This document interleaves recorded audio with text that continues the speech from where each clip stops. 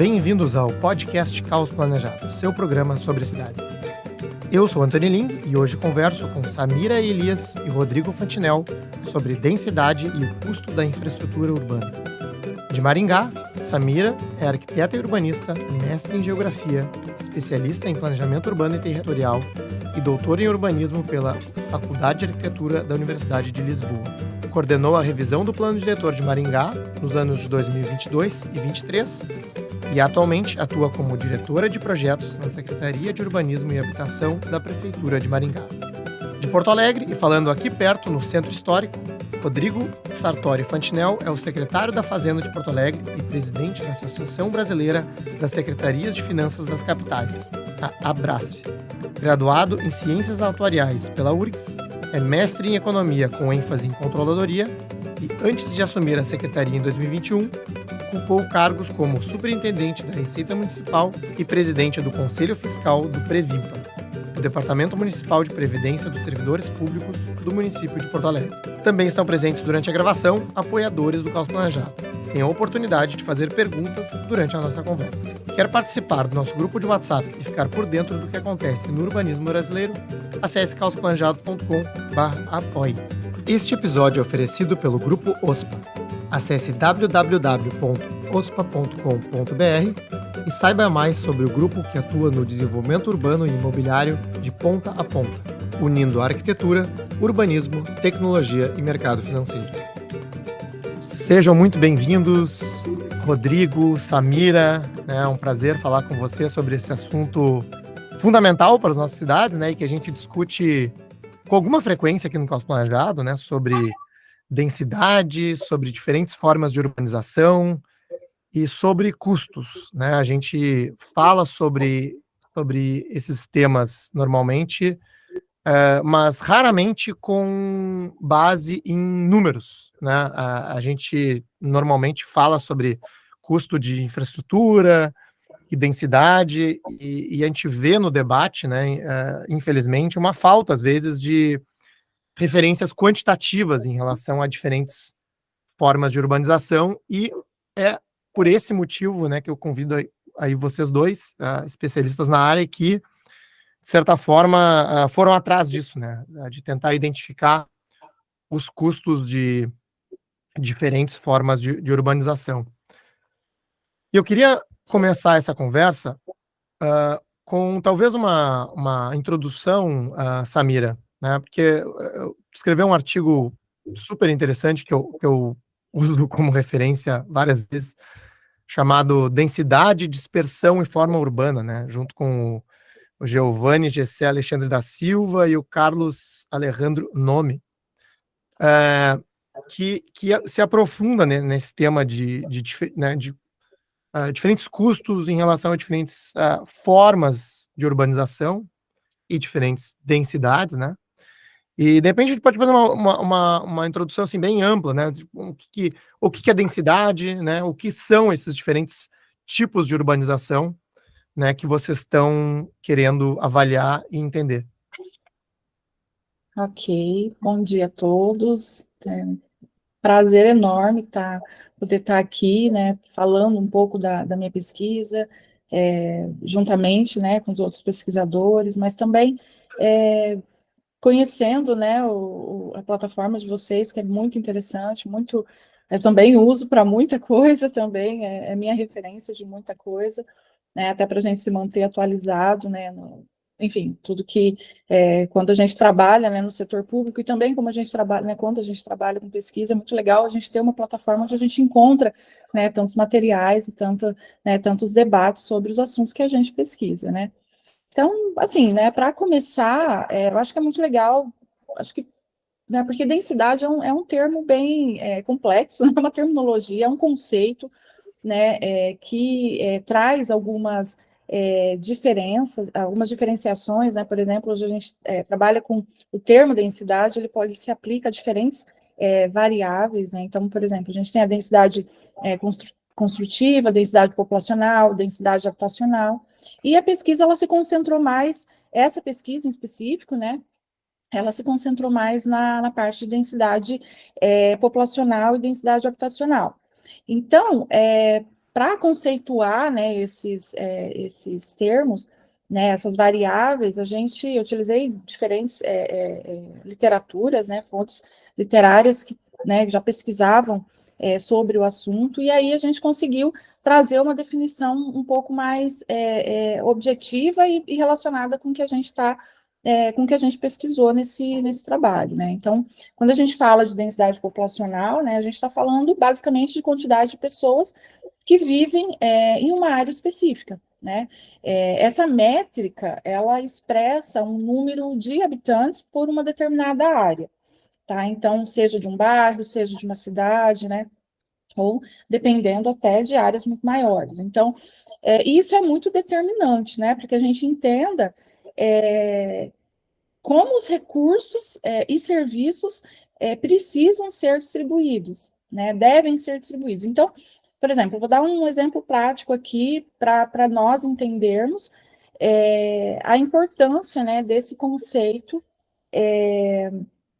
né, até para o planejamento urbano, porque sobretudo, né, quando eles são relacionados aos custos, quando esse conceito ele é relacionado aos custos de uma cidade, né, os custos de urbanização. Então, imagina o seguinte, né, numa área de alta densidade populacional, né, então existe uma concentração muito maior de pessoas vivendo próximas umas das outras, e isso, em termos de infraestrutura, é bastante vantajoso, né, então, porque é uma razão simples, né, porque a infraestrutura, né, e todos os equipamentos urbanos, imagina, né, todos os equipamentos comunitários, equipamentos urbanos, além, né, da infraestrutura, ela também, né, se torna concentrada. Então, isso reduz os custos por pessoa, né? Então, por exemplo, os sistemas de transporte público também, né, como o metrô, ou ônibus de alta capacidade, né, como os BRTs de Curitiba, eles se tornam muito mais viáveis e eficientes quando eles são concentrados, né, quando a região, né, a área onde eles operam são concentrados, porque os custos para construir e manter uma linha de metrô ou, né, todos a frota, né, de ônibus, mesmo que seja para atender assim, milhares de pessoas, sai muito menor quando o território ele é mais compactado, né? Então, ao contrário do território mais disperso, onde as pessoas também vivem mais espalhadas, né, como os grandes centros, especialmente aquelas cidades que tiveram um crescimento urbano desordenado e com ações de planejamento equivocadas, né? Então, mas assim, a alta densidade ela também tem, né, muitos desafios. A infraestrutura em áreas densas ela pode sofrer também com sobrecarga. Então, vamos pensar aí uma cidade, né, um sistema de rede de água e de esgoto, de energia elétrica, né, que precisam ser adequados, né, ou modernizados para suportar esse crescimento populacional, né, especialmente em cidades muito populosas, né. Então, além disso, né, áreas que são extremamente densas também enfrentam, né, muitos problemas de congestionamento, poluição também, e até de saúde pública, né. Então, se o planejamento não for bem pensado, né, a gente tem esses problemas que são recorrentes.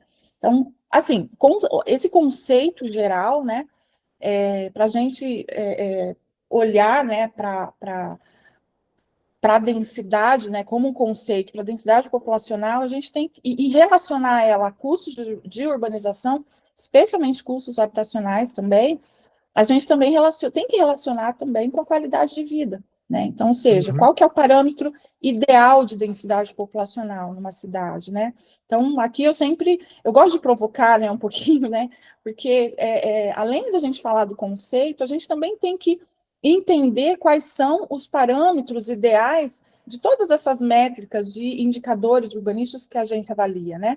E a densidade Uhum. populacional e habitacional, além, né, também da densidade construída, são métricas essencialmente importantes e a gente precisa ter um parâmetro, né? A gente precisa encontrar esse parâmetro de equilíbrio, né? Então, eu busco Uhum. essas respostas na minha tese de doutorado também, que é um tema bem complexo, mas que também depende de vários fatores, né? Então, basicamente, era isso, essa conceituação inicial, né? Não, excelente para a gente começar essa conversa. e vou começar o ping-pong aqui com o Rodrigo, né? Então, Rodrigo, ah, secretário municipal da Fazenda de Porto Alegre, né? Então, está aí, digamos assim, com o pulso nos números, né, dos custos da cidade.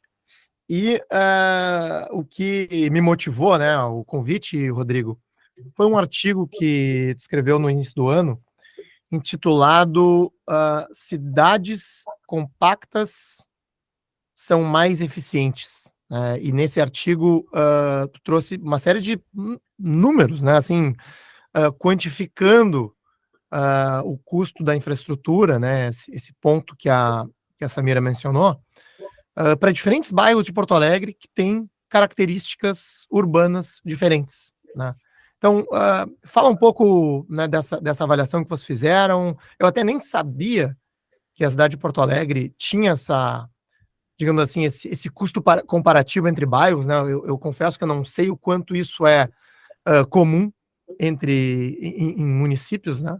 Mas parece ser um caminho interessante para, inclusive, retroalimentar nossas políticas urbanas. Tá ótimo, vamos lá. Então, primeiramente, agradecer o convite, né? É uma satisfação estar aqui conversando com vocês e fazer um disclosure já no começo aqui, né, para o pessoal que está nos escutando.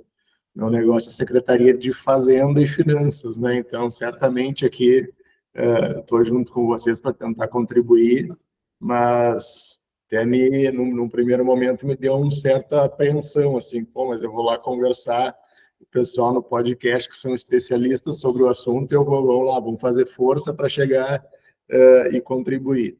Mas deixa eu falar um pouquinho sobre esse artigo e a origem dele, né? A gente começou já ano passado a trabalhar e pensar o plano diretor aqui para Porto Alegre, tá? Uma revisão do plano diretor da cidade.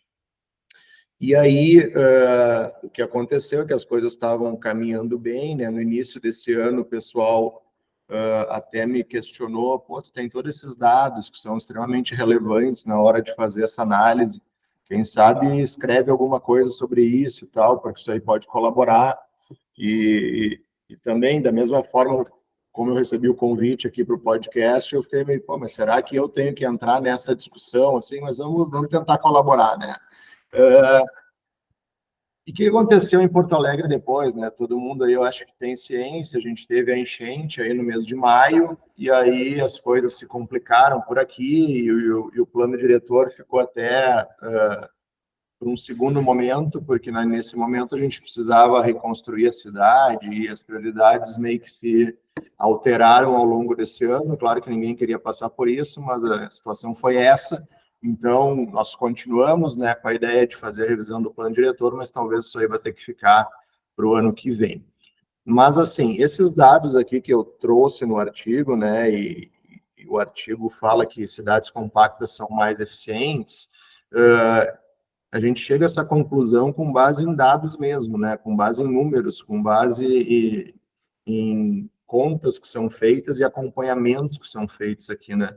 Na Secretaria da Fazenda aqui de Porto Alegre, nós já há alguns anos trabalhamos com contabilidade de custos. O que é a contabilidade de custos, né, para quem talvez não conheça? A gente pega cada secretaria do município aqui e faz comparações. Então, a gente sabe, assim, por exemplo, tá?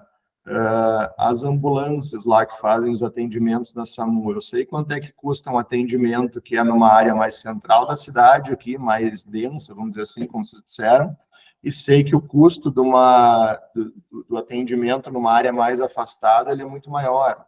Para levar água para uma área mais água, energia elétrica, enfim, mas água nós temos aqui em Porto Alegre o DEMAI, né, que é o Departamento Municipal de Águas e Esgotos. Então, o custo de levar água para uma região mais afastada ele é muito maior do que aqui.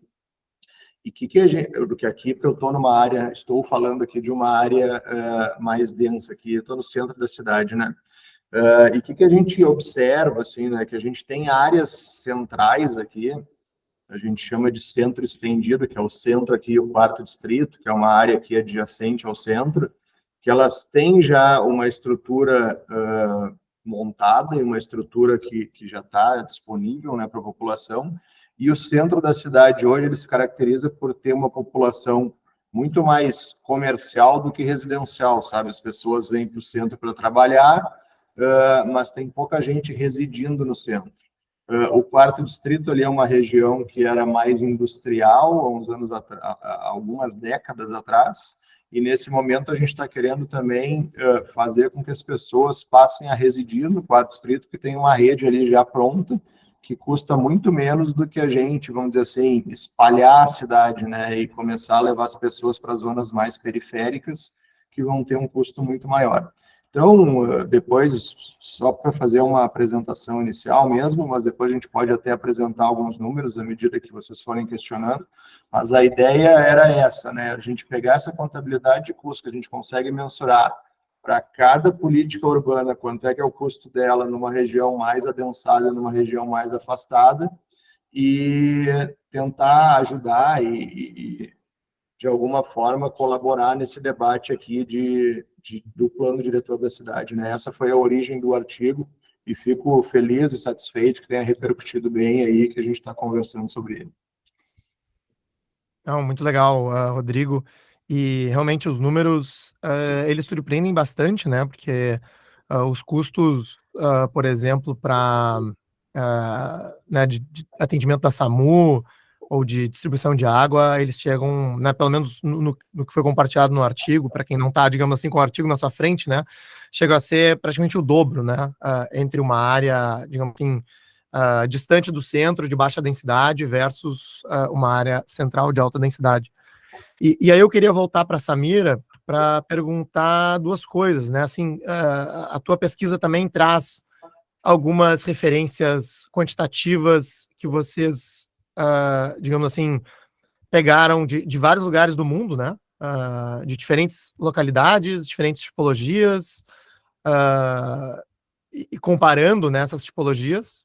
Então, queria te perguntar, assim, né, em relação a essa proporção, né, esses valores, se isso também se verifica na tua pesquisa, e aproveitar o gancho aí do Rodrigo, né, para entender se, não sei, se em Maringá ou em alguma outra cidade, né, também se está se avançando nessa noção, digamos assim, geoespacial dos custos, né, e das tipologias. Então, a gente, assim, eu acho que é bem legal, assim, a gente, né, falar sobre isso, né, especialmente porque hoje, no Brasil, parece que o planejamento urbano está indo na contramão, né? Então, isso eu acho que é uma coisa que a gente tem observado bastante, especialmente quando a gente trabalha, né, na busca, né, da qualidade urbanística, e sempre voltado com esse olhar, né, de melhorar, né, o planejamento das cidades, né? Então, no fundo, esses estudos, né, esses diagnósticos realizados, né, sobre a cidade para fornecer, né, informações, né, e orientar o planejamento urbano. Claro que, assim, Maringá, eu vou começar falando por Maringá, que é uma cidade, quando eu tive na coordenação técnica, né, da revisão do plano diretor de Maringá, nos anos de 2022 e 2023, foram, assim, a gente vivenciou, assim como eu, né, toda a equipe envolvida vivenciou, né, um estudo diagnóstico muito grande relacionado à cidade e sempre olhando, né, fazendo essa leitura dos custos, né, da urbanização, sempre voltados a tentar otimizar os recursos, né, que a cidade oferece, né, que a cidade tem. Só que, claro, né, a cidade de Maringá, por exemplo, é uma cidade relativamente compacta, tem um perímetro urbano ainda muito pequeno, né, em vistas de... Só que, ao mesmo tempo, ela também tem uma densidade populacional baixa, né, porque a cidade é uma cidade que concentra um adensamento construtivo e habitacional nas áreas centrais, né, e acaba, né, também tendo essa característica na densidade populacional, só que nas áreas mais periféricas, né, os bairros um pouco mais distantes, né, da área central, da região central, acaba sendo esse modelo de cidade horizontal e acaba também tendo aí uma densidade populacional muito baixa. Claro que estudos são realizados, né, existe uma tentativa, né, de mudar isso, só que a gente também a gente tem que lutar contra uma questão que é muito importante, que é o congestionamento, né? Então, e assim, eu gosto de falar, né, da cidade de Maringá até como um exemplo, porque Maringá tem uma cultura do carro particular, né? Justamente por ter um território relativamente pequeno, né, em função, né, de ser uma cidade de tamanho, né, de médio porte, e está liberando os 400 mil habitantes, né? Só que a gente também tem uma característica muito grande desse movimento pendular das cidades que tem no entorno, né, na região, aqui no entorno de Maringá. Então, existe esse movimento das pessoas que trabalham em Maringá e acabam morando nessas outras cidades por ter um custo, por Maringá oferecer um custo habitacional alto, né? Então, isso também é uma questão. A pesquisa, né, quando a gente olha, né, para esse cenário de densidade populacional e densidade habitacional, os custos relativos a isso, né, claro que a gente observa na pesquisa, né, que né, as cidades que tiveram, né, que têm esse modelo de cidade dispersa, elas têm um custo relativamente mais alto de até 7 vezes, né, quando você está né, quando você está comparando com uma cidade mais compacta. Então, por exemplo, né, se você está estendendo, né, uma rede de saneamento básico, de energia, né, os serviços de coleta de lixo, custos de construção de infraestrutura, né, de manutenção, de operação, né, eles sobem muito, né, quando a gente está falando em cidade mais dispersa. Então, sem falar no transporte público também, que acaba sendo um grande custo. Então, essas áreas, né, de baixa densidade, a demanda é muito menor, ou seja, a utilização desses serviços, né, acabam saindo mais caro, e as pessoas acabam dependendo muito mais de carro particular, porque os serviços, por exemplo, de transporte público não é eficiente, porque não existe uma demanda, né, para isso, e isso acaba, né, gerando muito mais congestionamento, muito mais poluição. Então, a expansão urbana, que na maioria das cidades, né, na maioria das cidades que tiveram esse crescimento descontrolado, acaba, né, que isso reflete também no uso ineficiente, né, do solo. Isso aumenta os custos de infraestrutura, como a gente já falou, e acaba degradando ainda mais os ecossistemas naturais, né? Então, embora pareça, né, que morar em áreas menos densas, mais dispersas, né, possa trazer, às vezes, maior qualidade de vida, existe um custo muito alto associado a isso, né? Então, a pesquisa, ela trouxe esses dados, porque justamente todo esse conceito, né, e todos os debates em torno da densidade, a gente tem observado que a densidade, ela não é uma questão de certo ou errado, né? E também ela fala muito sobre como essa densidade é gerida e planejada, né? Porque cada cidade tem seu contexto, né? Então, cidades, por exemplo, como Tóquio, Nova York, são exemplos, né, de cidades relativamente compactas, e que tem uma alta densidade populacional, que tem um uso intensivo, né, do solo, e eles conseguem controlar os problemas urbanos com medidas eficientes. Então, Tóquio, por exemplo, é uma das cidades mais populosas do mundo, né, é a cidade que desfruta de uma das redes de transporte público mais extensas e eficientes também do mundo, e né, que oferece, né, serviços de trem, metrô, ônibus de alta capacidade, e que são muito bem conectados e também incentivam, né, essa mobilidade sustentável. Então, um exemplo assim que eu acho interessantíssimo, que foi abordado, né, no artigo, que foi um projeto contemporâneo, né, que trabalhou em alta densidade, ou seja, porque é um projeto que oferece esse conceito de espaço híbrido, né, ou seja, é um conceito de uso misto integrado, que é um conjunto, que é o conjunto habitacional linked hybrid, né? Então, que ele tem uma densidade acima de 1.000 habitantes por hectare de terra, então cerca aí de 2.500 moradores, né, que fica em Beijing, na China. Então, é um projeto do Stephen Hall e ele foi finalizado em 2009. Então, é um projeto que trabalha com essa né, com essa ideia de alto adensamento populacional e construtivo, porque ele tem a característica multifamiliar, e só que ele não traz problemas, né? Muito pelo contrário, ele traz uma ideia de adensamento inteligente, né? E então, assim, eu entendo que a chave, né,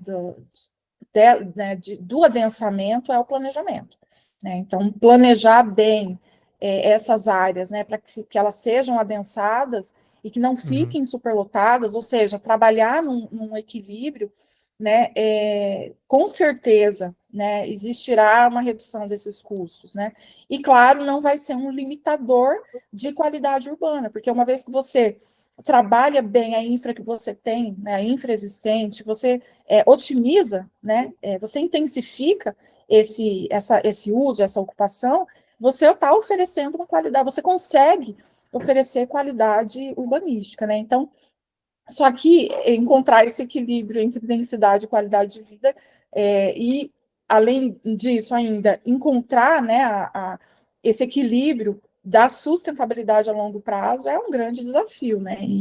E com certeza não é só dos planejadores urbanos, né? Com certeza também é dos gestores públicos, né? Que quando eles têm essa visão, né, e eles conseguem entender, né, e fazer essa leitura adequada, e sempre uma leitura no contexto local, claro, eu, assim como em pesquisa, né, buscar nos exemplos de casos bem-sucedidos no mundo é sempre o melhor caminho, né? Então, esse é um ponto muito fundamental, né? Então, às vezes, o debate, né, o debate relativo à densidade, ele passa muito despercebido, né, quando a gente fala desses custos, né? A gente observa isso, só que a gente, por exemplo, no período que eu tive no plano diretor de Maringá, a gente observa também a busca de cidades menores, né, nas nossas experiências, porque essa leitura nossa já serve como um exemplo nessa busca e leitura deles, né, no contexto local deles. Então, mas eles se valem, né, das nossas decisões, né, do modelo que a gente tem sobre a nossa cidade, para conseguir implementar na cidade deles, mesmo sendo no contexto local de menor escala. Né? Então, daí também surge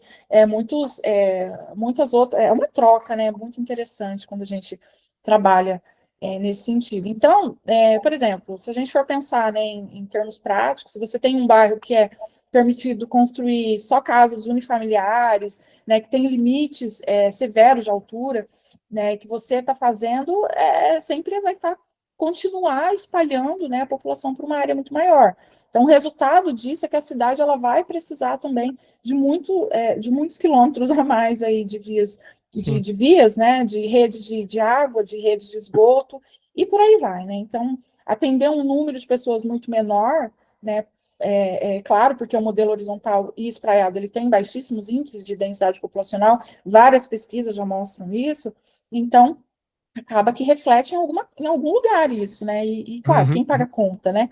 Todos nós, seja por meio de impostos mais altos, de tarifas maiores nos serviços públicos, né? Ou até mesmo de uma qualidade de serviço, uma qualidade urbana e de serviços muito inferior, né? Então, ou seja, o custo-benefício acaba não sendo interessante para ninguém, né?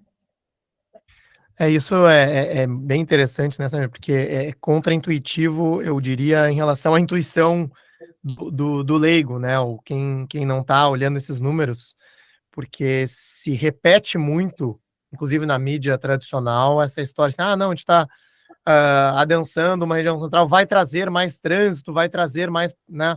Acho que se fala muito nos custos do adensamento, e não se fala nos custos do espraiamento, né? Assim, que normalmente é pouco percebido, né? Até porque esse crescimento urbano acontece distante, né, das áreas centrais, né, e acaba pressionando os cofres públicos de uma forma menos visível.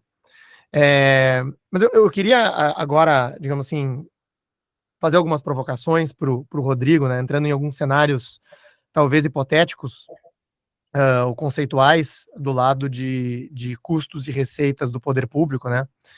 São duas reflexões, né, que eu tive em relação a esse assunto. Primeiro, que me parece que o ganho do setor público em relação a esse maior adensamento de áreas centrais não é somente o de atender mais pessoas num espaço de território menor, mas também de estar vou chamar aqui de privatizando alguns custos que alternativamente seriam públicos, né? Ou seja, se a gente tem uma ocupação horizontal, o custo da via, né, o custo do cabeamento, do saneamento é público.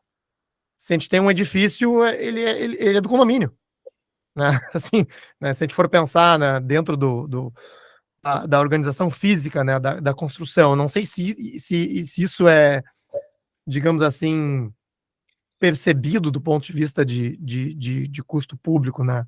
E aí outra reflexão, Rodrigo, para já me responder num pacote aí, é o da outorga onerosa, né? Ou do solo criado, aí em que algumas cidades chamam, né? Ou seja, para quem está ouvindo, se uma cidade, né, for permitir maior adensamento construtivo, né, existem ferramentas para a prefeitura, digamos assim, capturar esse valor, né, e vender esse potencial construtivo para o incorporador ou para o construtor, né, que está desenvolvendo aquele terreno. E a impressão que eu tenho, né, a partir dessa nossa conversa sobre densidade e tudo mais, é que a gente teria um potencial de ganho, assim, numa escala muito grande, né? Se a gente permitisse não só maior densidade, como maior venda de potencial, né?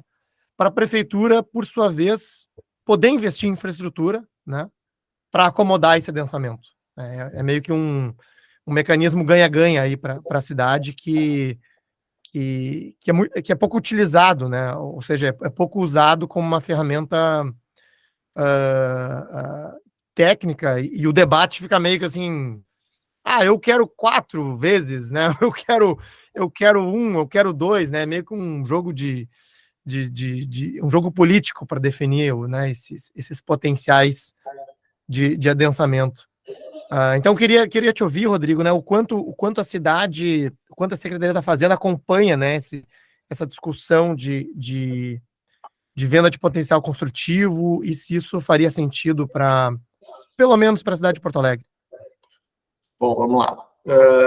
Primeiro, assim, né, eu acho que os grandes centros urbanos, Porto Alegre e outras cidades grandes aí, elas se tornam naturalmente grandes prestadores de serviço, né? Porque a gente não vê mais grandes indústrias se instalando no nosso território aqui, porque é contraprodutivo, né? E não é nem o que se quer. A gente sabe que grandes indústrias têm que ir aí para zonas próximas aqui da capital, mas a gente não tem essa disponibilidade de áreas, né? Até para esse tipo de instalação. Agora, uma variável, eu não vou, já vou chegar nesse, só queria colocar mais uma variável que eu também li o artigo da Samira, né, como eu disse para vocês, para vir conversar com vocês aqui, eu parei precisar estudar um pouquinho. Mas, assim, eu acho que uma variável que interferiu, pelo menos aqui em Porto Alegre, no último censo aqui, a gente viu uma redução de população, tá? Foi uma redução pequena, mas foi uma redução. Qual foi a variável que acho que interferiu nisso? Foi a pandemia, tá? O que aconteceu com a pandemia? Aqui no Rio Grande do Sul, Porto Alegre é uma cidade que ela está a torno de 100 quilômetros, 110 quilômetros do litoral. E aí muita gente optou por ir morar no litoral, tá? A gente viu, inclusive, que Porto Alegre perde um pouco de população e as cidades litorâneas aqui mais perto de Porto Alegre ganham população. E aí, com a possibilidade do trabalho remoto, do teletrabalho, enfim, as pessoas acabam optando, num primeiro momento, em, vou morar na praia e trabalho de lá, esporadicamente tem que vir aqui presencialmente no trabalho e tal. Só que isso me parece, assim, e estou vendo esse movimento, que acaba se esgotando, sabe, de alguma forma. A gente sabe que todo mundo tem o desejo lá de, eu quero ter uma casa, se puder ter uma piscina, se puder ter grama para o cachorro correr e tal. E isso tu não vai conseguir aqui no centro de Porto Alegre, porque é uma região muito adensada e tal, então, assim, quem opta por isso, talvez tenha que optar realmente por se deslocar um pouco, só que eu não sei se no médio, no longo prazo, isso é sustentável, sabe? Porque as pessoas acabam cansando do deslocamento também, né? Porque, vamos lá, morar... Meu caso aqui, tá? Eu moro a uns 10 minutos do local que eu trabalho. Então, isso também acaba sendo uma espécie de qualidade de vida, porque eu preciso perder pouco tempo para me deslocar. Então, assim, eu saio do trabalho 15 minutos, às vezes, quando tem um pouco mais de trânsito, estou em casa, se não é menos que isso. Então, acho que é um trade-off aí que, de novo, aí, parafraseando a Samira, eu não estou aqui para dizer o que é certo e o que não é certo, né? Eu acho que são escolhas das pessoas, mas essas variáveis têm que ser consideradas, né? E aí, voltando já agora para te responder aqui, mais ligada à parte de custos, que eu acho que eu posso contribuir. A gente aqui em Porto Alegre se preocupa com essa questão, tá, do adensamento. A gente, nesses últimos 4 anos, aí, a gente identificou áreas que a gente imagina que a gente tem que dar incentivos, tá, para que as pessoas passem a ocupar essas áreas. E aí os incentivos não são somente urbanísticos, tá? Porque, assim, tem lugares que a gente está... não vou usar a palavra promoção, que eu acho que é errado, tá? Mas a gente vende solo criado, vamos dizer assim, a um custo muito abaixo do que precisava, porque a gente quer incentivar aquela área ali, a gente realmente quer que as pessoas vão para aquela área. E a gente fez uma conexão aqui que eu achei que ficou legal, de tu linkar esses benefícios mais urbanísticos com benefícios fiscais. Então, assim, por exemplo, essa área que eu citei inicialmente, lá do 4º Distrito, que é uma área mais industrial, que está meio que, agora não muito, tá? Mas ela estava muito abandonada, mas está num processo de transição ali. Qual é a nossa ideia? As pessoas que comprarem ali um determinado terreno ou uma indústria antiga ali e vão derrubar para fazer um prédio e tal, porque é uma zona que realmente ela já tem toda uma infraestrutura pronta. Além de ter os benefícios urbanísticos, tá? A gente dá benefício fiscal também. Então, para vocês terem uma ideia, se a pessoa compra um prédio antigo ali, põe o prédio abaixo, faz um prédio novo, residencial, para as pessoas morarem ali, praças, etc., ela pode ficar até 15 anos sem pagar IPTU. E aí, a gente está abrindo mão dessa receita. Por um lado, a gente abre mão dessa receita, mas tem outros ganhos que a gente tem que superam em muito, sabe, essa questão do abrir mão dessa receita, sabe? Não vai ser pelos 15 anos de IPTU ali que a gente vai deixar de investir nessa região da cidade. E aí é um pouco exatamente link do que tu colocasse aí. O custo que a gente teria, né, para daqui a pouco fazer algumas ações de forma horizontal, no momento que ela é verticalizada, ele não é mais nosso, né, porque a gente só tem que conectar as pontas ali, vamos dizer assim, o custo vertical é do empreendedor que tá fazendo isso.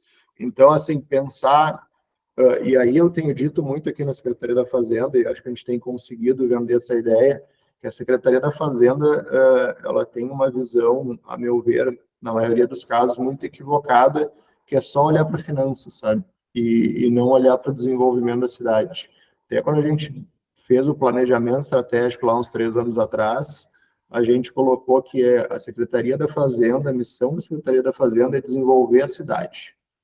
E o equilíbrio fiscal e a arrecadação vai vir com base nesse desenvolvimento, sabe? Então, no momento que eu tenho lá um terreno abandonado e a gente consegue viabilizar que vai se construir um prédio em cima, sei lá, com 20, 30 apartamentos, é óbvio que, além de eu estar ocupando essa área que já está estruturada na cidade, a médio prazo eu vou ter arrecadação de IPTU daqueles apartamentos, eu vou ter pessoas morando ali, consumindo ali, que também vão gerar receita. Então, a gente tem uma visão aqui muito mais voltada para desenvolvimento do que aquela visão mais tributarista, assim, sabe? Não, nós temos que cobrar de todo mundo, eu tenho que vender o solo criado a um preço de mercado aí, porque senão... Então, acho que é uma... E talvez por isso até tenham me solicitado, pô, vamos fazer esse artigo e tal, porque a gente tem essa visão muito integrada, sabe, do desenvolvimento urbano, uma parte aqui mais financeira e mais tributária, e a gente tem essa compreensão de que abrir mão de receitas de curtíssimo prazo é importante e pode nos trazer benefícios de médio e longo prazo, sabe? Então, acho que as duas coisas aqui, a urbanística e a tributária, elas estão andando bem integradas e muitas vezes eu vou conversar, né, com outras secretarias de outras capitais, principalmente, e o pessoal fica meio, tá, mas espera aí, nós estão abrindo mão lá de PTU e tal. Sim, sim, a gente está abrindo mão de PTU porque a gente imagina que no médio prazo isso é muito melhor para a cidade e a gente vai ter uma cidade melhor, a gente vai ter uma cidade onde as pessoas queiram ficar e uma cidade no final do dia, tá? Vamos dizer assim, mais barata para nós também administrar. Isso também é importante. Então, é um pouco fazer disso. uma pergunta de follow-up, né, em relação a isso. Assim, essa reflexão é interessante, né, porque mostra que, digamos assim, as pessoas, elas vão morar em algum lugar, né, então, assim, o não ocupar, digamos assim, um terreno central, ou no teu exemplo, né, um terreno no quarto distrito, pode significar que ela vai morar simplesmente mais longe, né, ou até mesmo numa outra cidade, né. E vocês chegaram a fazer, digamos assim, essa conta, né? Bom, se ele for para outra cidade ou se ele for morar numa região em que a infraestrutura é mais cara, né? O resultado líquido, digamos assim, dessa isenção de IPTU vale a pena, às vezes, de repente, para ajustar essa alíquota de isenção, né? Você chegou a fazer, digamos assim, essa conta comparativa, e até que ponto isso é possível, né? Não, o que a gente faz, né? Obviamente, assim, eu digo, estou fazendo todo esse discurso aqui, mas, assim, prioridade é manter a cidade, do ponto de vista fiscal, equilibrada, tá? Então, assim, o que se fez? Se calculou um determinado volume de IPTU que a gente teria condições de abrir mão para incentivar isso, tá? A gente não chega a fazer a conta no caso individual, mas a gente sabe que, empiricamente, aí, falando, é justamente isso. Se eu perder a pessoa para outra cidade, para mim é ruim. Se eu perder a pessoa para uma região muito periférica da cidade, para mim também é ruim. Então, assim, a gente não tem esse resultado líquido, tá? Mas o que a gente fez? A gente fez uma espécie de colchão. Ó, esse PTU aqui eu estou disposto a abrir mão para incentivar que essas áreas aqui, tanto do centro quanto do distrito, que é um centro estendido, vamos dizer assim, sejam habitadas, né? A gente começa a colocar a população nesses locais. Então, outra conta que a gente faz também, que eu acho que está linkada aqui com a gente, tem um segundo colchão que a gente calculou também, que é a perda que a gente está disposto a ter de IPTU em razão da sustentabilidade, tá? Então, a gente tem o IPTU sustentável aqui para economias, vamos dizer assim, verdes, como a gente chama, né, que tenham cuidados com sustentabilidade. A Secretaria de Meio Ambiente e Urbanismo, ela dá um certificado para essa construção, e aí essa construção também, por um determinado período, vai pagar menos IPTU. Então, são duas questões que estão muito relacionadas, mas, de novo, né, eu acho que é difícil, tá, na prática, se fazer essa conta para o individual. Mas quando a gente pensa no coletivo, acho que tem espaços, tá? Eu acho que as cidades conseguem fazer isso, de identificar, olha, essa margem aqui de PTU até estou disposto a perder, desde que eu tenha outros ganhos. Só que, assim, é uma preocupação, e aí vamos trazer um pouquinho de vida real, né? Tem que se ter uma mentalidade diferente, né? Porque, assim, se o gestor público pensar de 4 em 4 anos, como a maioria dos casos acontece, talvez ele não consiga identificar que esse ganho pode vir um pouquinho mais para frente, sabe? Isso aí não deveria ser uma política de governo, mas deveria ser uma política de cidade, né? Olha, a nossa cidade quer caminhar nesse sentido. Então, que bom que aqui em Porto Alegre, nesse momento, a gente conseguiu, e tomara que se consiga levar isso adiante, porque acho que não é um plano, e aí vocês conhecem muito melhor do que eu, podem falar que em 2 anos vai estar resolvido, né? É um plano que, se a gente vê essa migração, esse desenvolvimento, acho que no médio e longo prazo. Samira, se tu quer comentar aí a fala do Rodrigo, a minha pergunta, antes de eu entrar aqui para uma pergunta que entrou pelo chat, que acho que pode ser para os dois na sequência. Eu acho que, pegando carona nisso, né, que o Rodrigo colocou, eu acho que é isso mesmo, acho que tem que existir, né, esses incentivos. Aqui em Maringá, por exemplo, no plano diretor, a gente também trabalhou nesse sentido. Então, nós consultamos a maioria das secretarias, acho que quase todas as secretarias, para obter deles, né, essas trocas também, né, para obter esses questionamentos, né, que cada secretaria traz, com as suas próprias demandas, né? Então, e aí, nesse sentido, a gente procurou também trabalhar com benefícios, né?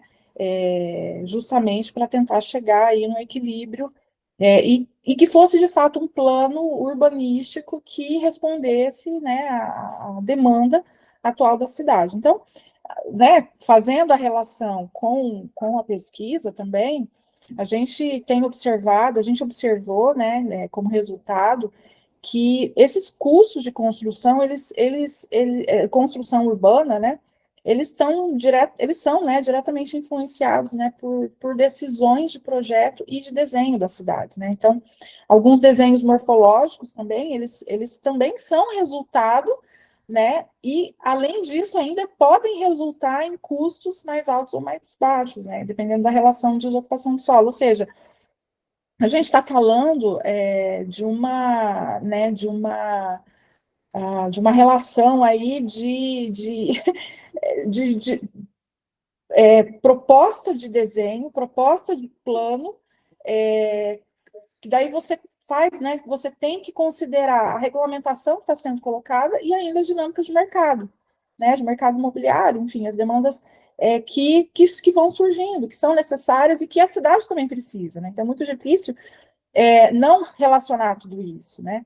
Então, por exemplo, na pesquisa a gente conseguiu chegar, né, a algumas estimativas, por exemplo, a pavimentação e a drenagem, né, elas são infraestruturas urbanas muito onerosas e elas representam de 55% a 60% do custo total da infraestrutura urbana. Então, é muito difícil você não considerar essas coisas na hora que você também está levando expansão da cidade, que você está trabalhando na expansão da cidade, porque você tem que considerar esses fatores de custo, porque acaba que manter a estrutura, né, que já existe, mesmo ela tendo que ser adaptada a uma nova demanda populacional, ainda assim ela sai muito mais em conta, né? Como a gente pôde perceber na pesquisa, de 6 a 7 vezes a menos, né, do que levar essa expansão toda. Muito embora essa expansão ela também gera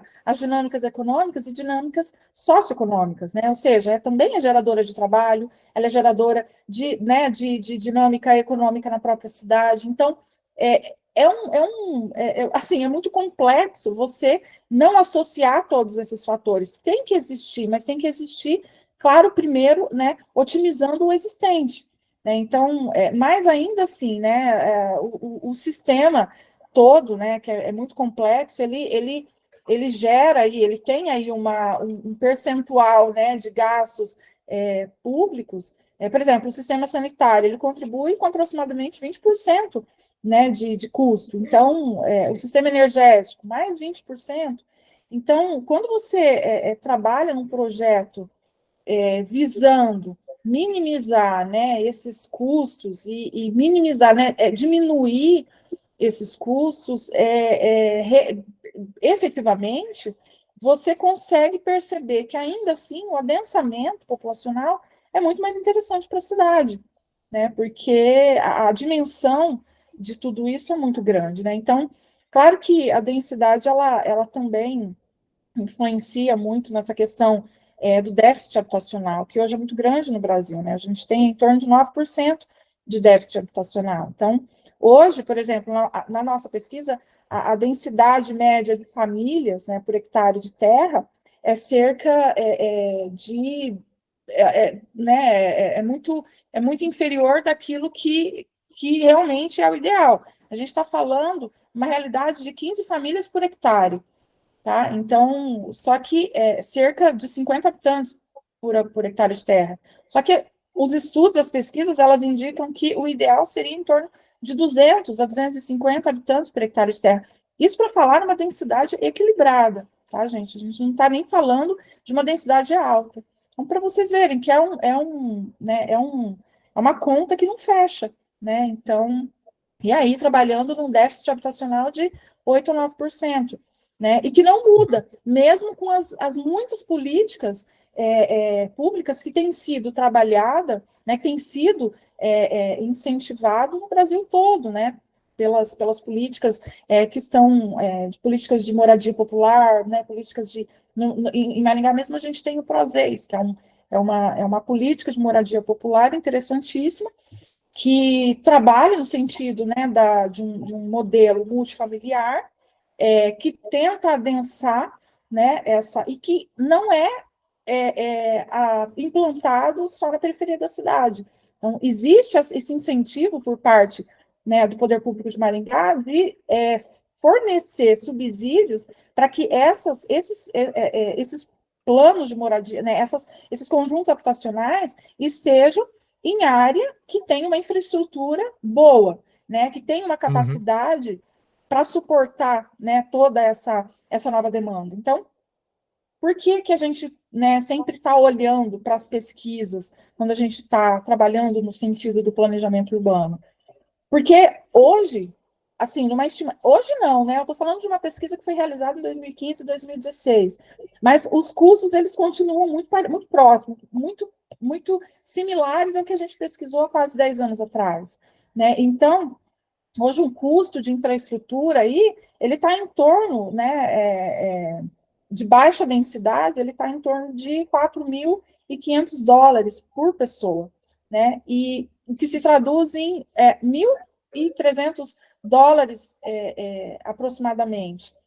Então, por pessoa urbanizada, né? Então, com o aumento, desculpa, $4.500 por família, né? 1.300 por pessoa urbanizada, né? Então, se você começa, isso é um custo de uma densidade baixa, tá? Né, que é esse aproximado às 15 famílias por hectare de terra. Então, com o aumento da população urbana, né, brasileira, hoje, né, seria necessário assim, tá em torno aí de 2 milhões de pessoas por ano, seriam necessários em torno de 2 bilhões de dólares anualmente para controlar esse déficit habitacional, esse déficit de infraestrutura, e esse gasto podia ser evitado, né? Porque a gente está falando de expansão urbana, né? A gente está falando de construção da nova infraestrutura, né? De novas infraestruturas. Então, quando a gente reflete, né, sobre a densidade urbana e também, né, a sua influência na configuração e na forma urbana, né, é essencial que a gente é muito importante a gente entender, né, que a forma que a gente ocupa o solo não apenas molda o nosso ambiente físico, mas também impacta diretamente na qualidade de vida urbana, porque quando a gente leva a moradia para as áreas periféricas, essas áreas periféricas elas não se beneficiam de qualidade urbanística, né, de serviços essenciais existem porque a regulamentação impõe, mas ainda assim ela não é uma qualidade, ela não pode ser considerada uma qualidade, né, urbana. Então, diversos estudos têm mostrado, né, que a densidade urbana é um fator importante na otimização dos recursos e principalmente da sustentabilidade, né, das cidades. Isso existe uma diferença significativa, né, entre esses modelos de urbanização unifamiliar e multifamiliar, como a gente vê, mas o que a gente tem visto, né, na reprodução da moradia popular, por exemplo, é o modelo horizontal, né, que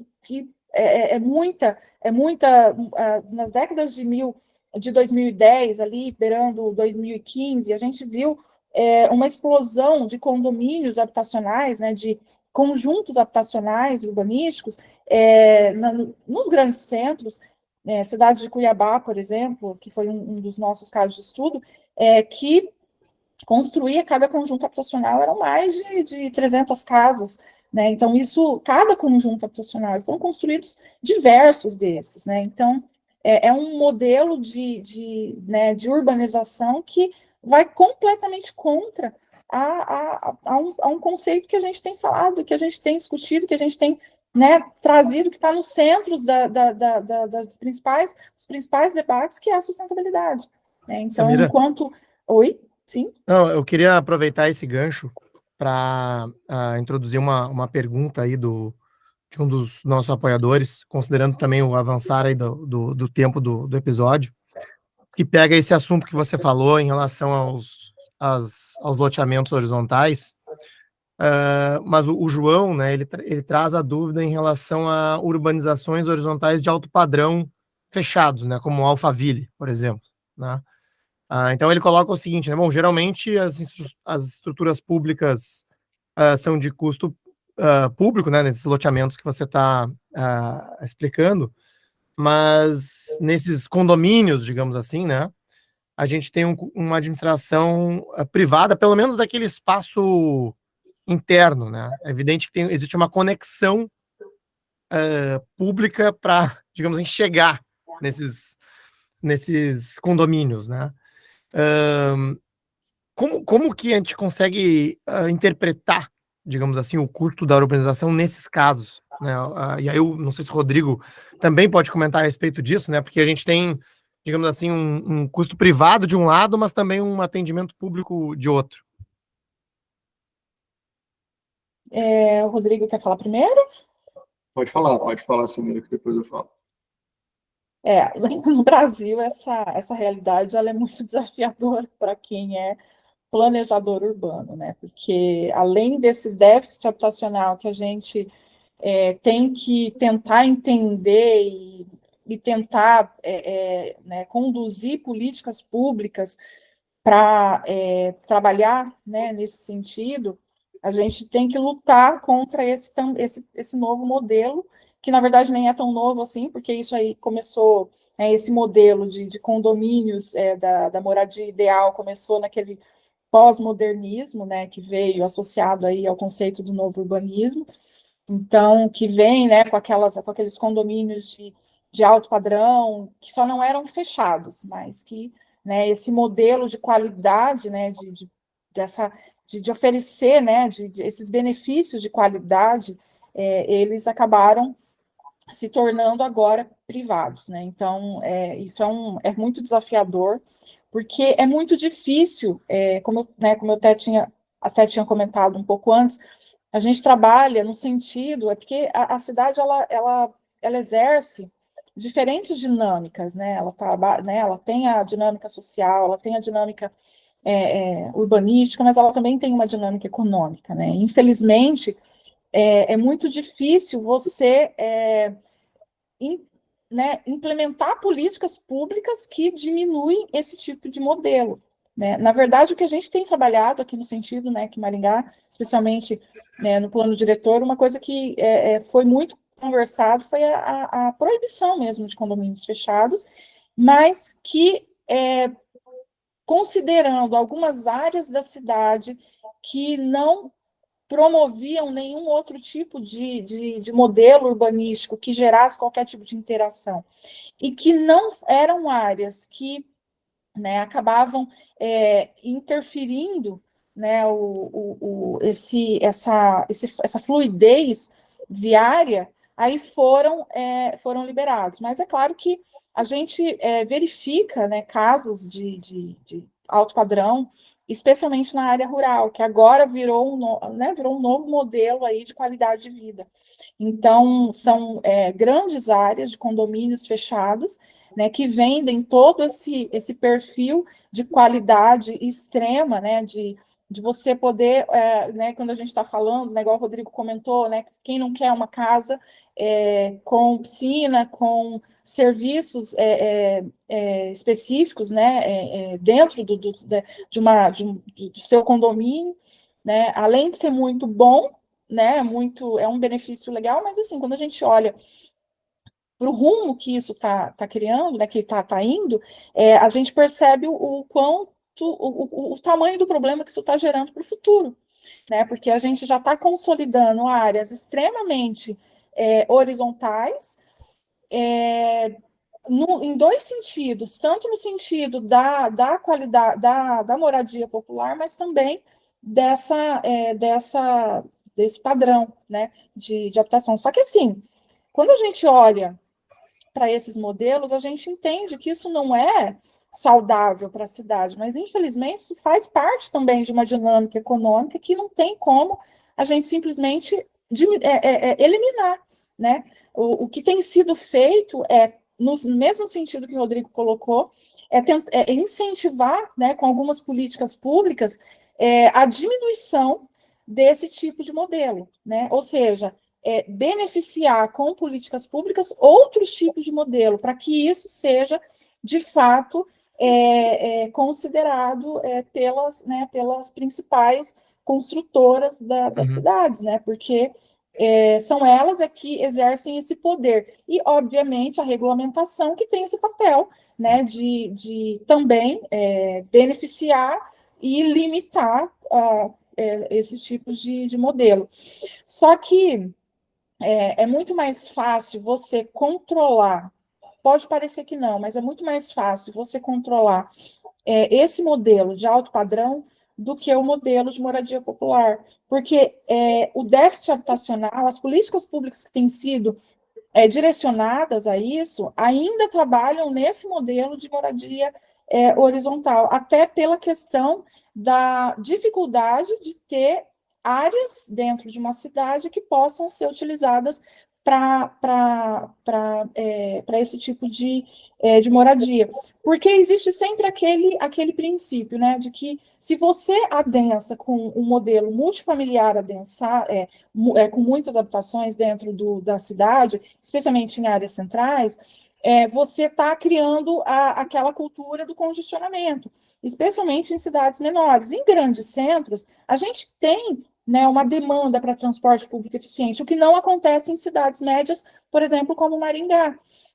Então, acaba que não existe uma demanda, existe um solo compacto, mas não existe uma demanda que né, justifique a ampliação dos serviços por exemplo, de transporte público. Então, isso é muito complicado, né? Agora eu vou abrir a fala para o Rodrigo, porque eu acho que ele, quando a gente fala dessa, eu acho que ele vai poder trazer informações interessantes, né, sobre esse meu incômodo, digamos assim. Rodrigo. Pessoal, assim, de novo, né, eu vou dentro das minhas limitações aqui, né? O que eu imagino aqui, tá? Porto Alegre, a gente também tem esse modelo sendo adotado em áreas mais periféricas, enfim, que tem mais disponibilidade de área. Mas o que eu vejo, né? Eu vejo que por que disso? Talvez seja um pouco mais caro, né? Fazer essa construção mais afastada para nós, obviamente, como dissesse, a gente tem que levar a infra até lá, mas dentro do condomínio e a responsabilidade não é nossa. Mas aí existe uma demanda, né? Porque existe demanda. Tem gente que quer esse.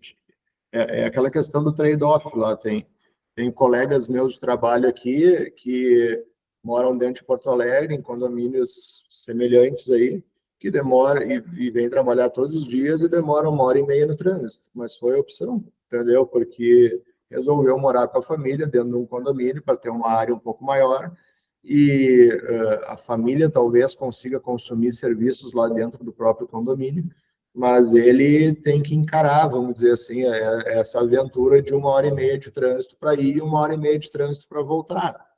Mas eu acho que é um modelo que talvez seja um pouco divergente, né, do que nós estamos tentando aqui trazer como soluções mais eficientes, mas a gente não controla muito a demanda, né? Se existe demanda e tem gente disposta a consumir, obviamente, as construtoras, enfim, vão tentar suprir essa demanda e vão adotar esse modelo. Então, acho que, por mais que a gente tente, vamos dizer assim, incentivar determinadas políticas, determinadas ações, o mercado também vai ter uma força aí que a gente não vai conseguir controlar, e aí a gente tem que se adaptar também a essa questão do mercado. Né?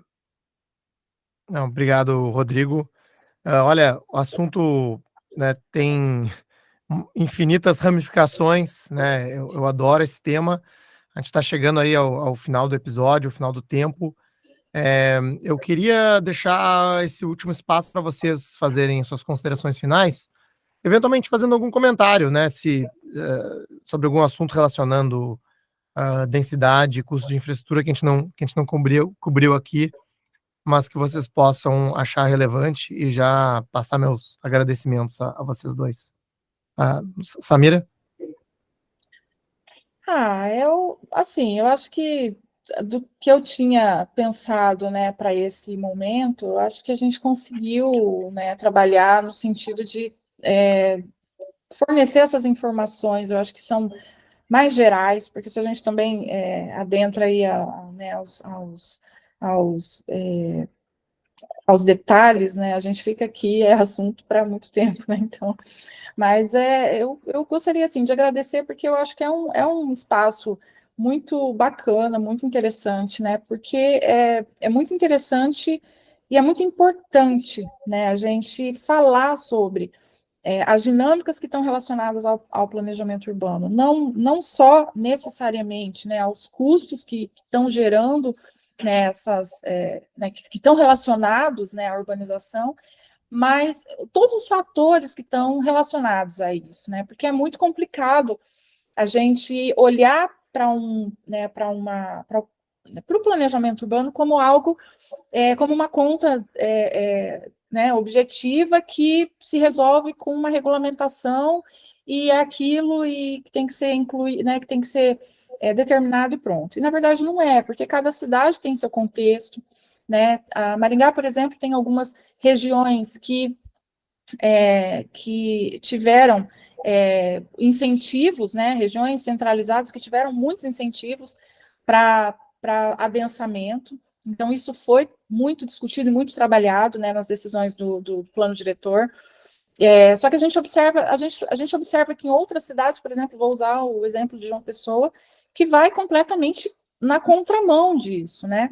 Não que o planejamento urbano de Maringá tenha atendido todas as demandas né, de adensamento que a gente, né, e todas essas leituras que a gente tem extraído das pesquisas, né? Não, a gente não consegue tudo num momento só, mas a gente consegue chegar, né? A gente consegue ir dando passos, né? Para conseguir chegar num resultado melhor, né? Digamos assim. E claro, né? Cidades como João Pessoa, né? Como eu ia falar, eu morei lá um período.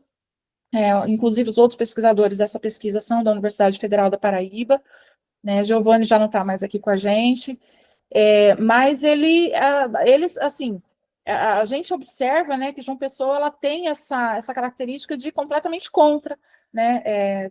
O último plano diretor, inclusive, trouxe muitos problemas associados à expansão urbana e que não resolvem, porque não resolve, né, os problemas que a cidade tem, porque é uma cidade que é muito despraiada, é muito dispersa e tem um relatório relativamente com muitos vazios, né, que tem muitos vazios urbanos, então isso gerou aí muito problema relacionado aos custos e com certeza vai refletir lá na frente, né?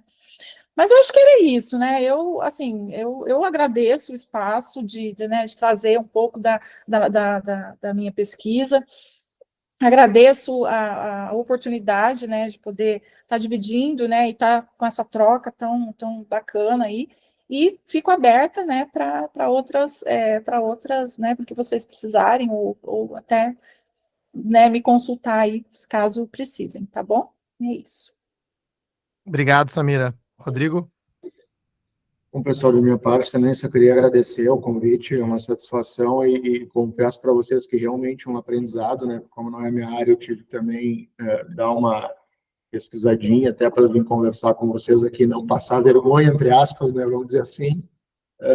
Mas só para retomar, assim, né? Eu acho que o que se demonstrou ali nesse artigo que eu acabei publicando foram evidências, né, numéricas de que realmente uma cidade compacta ela é mais barata, tem um custo menor, e nós conseguimos mensurar isso com números e com dados reais, né? Eu acho que contra os dados a gente fica com dificuldade aí de argumentar e talvez traga uma clareza para um conceito que às vezes a gente fica achando que é só um conceito e tal, mas isso consegue ser cientificamente aí comprovado, né?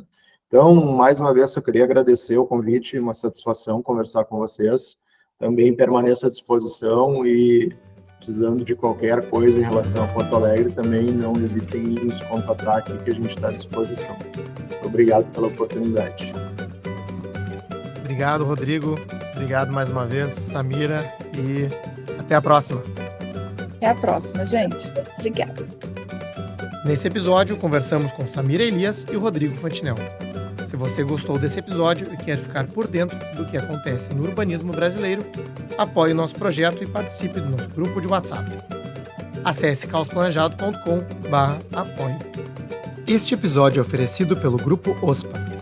Acesse www.ospa.com.br e saiba mais sobre o grupo que atua no desenvolvimento urbano e imobiliário de ponta a ponta, unindo arquitetura, urbanismo, tecnologia e mercado financeiro.